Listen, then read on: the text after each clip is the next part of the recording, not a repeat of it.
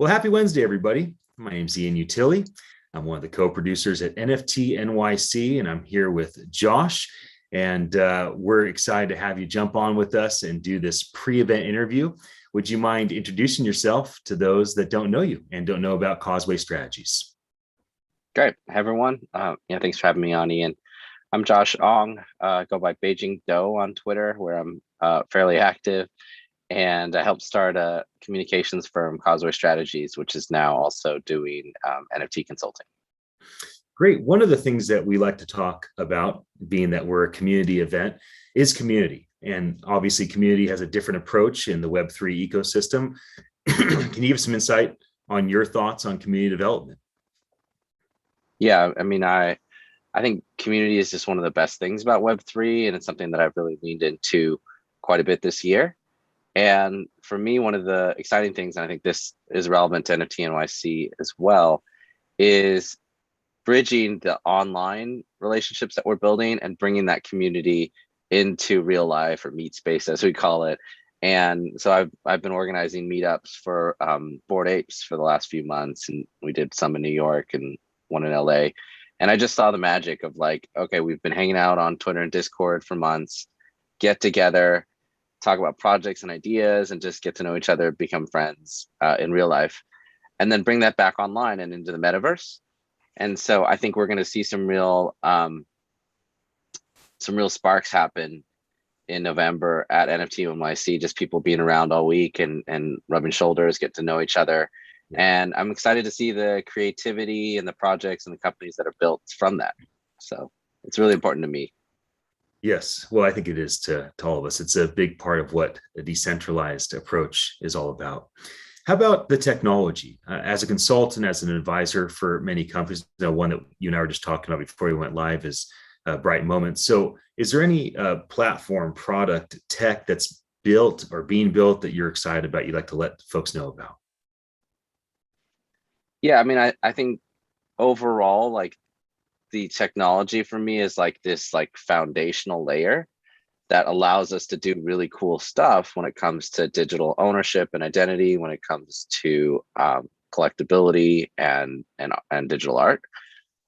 So I think the technology that I'm super interested in, this goes back to Bright Moments a little bit, is like, what is it? How do we form really healthy DAOs?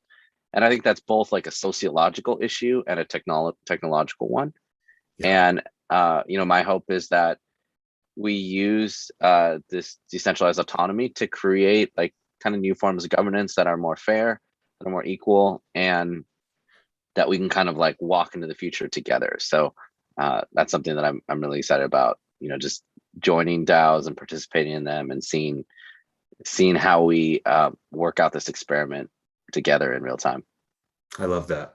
Let's talk a bit about the future of NFTs. So if I say to you, NFT 2024, what type of positive projections come to mind that you'd love to see happen in this industry, either for things you're working on personally or just in general in the next couple of years? Yeah, I'd love to see by 2024 an element of kind of mainstreaming of NFTs as an underpinning for digital assets, which brings with it like a mindset that we understand, like we have things and identities and assets in a digital world.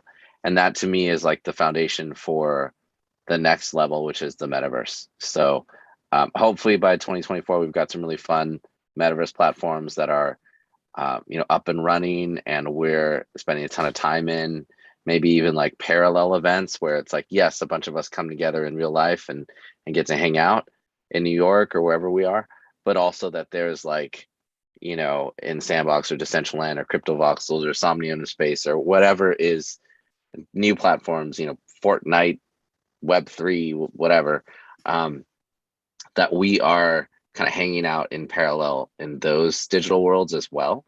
So yeah, I think that NFTs give us the interoperability to make it possible to have a meta part of a metaverse instead of individual kind of multiverse, like siloed worlds that maybe corporations like to keep control over. Yeah. So that's what I want to see. Hopefully we'll be there in a few years. Well, I agree with you. I'd like to see the same thing, and I think there's a lot of great people that are working toward those goals. Well, I can stay on with you for a long time. We can just talk, talk, talk. But I think having short interviews make them more shareable and give people a chance to at least just get to know you if they haven't gotten your insight on some of these topics. Any final words for you that you'd like to share before we wrap this up?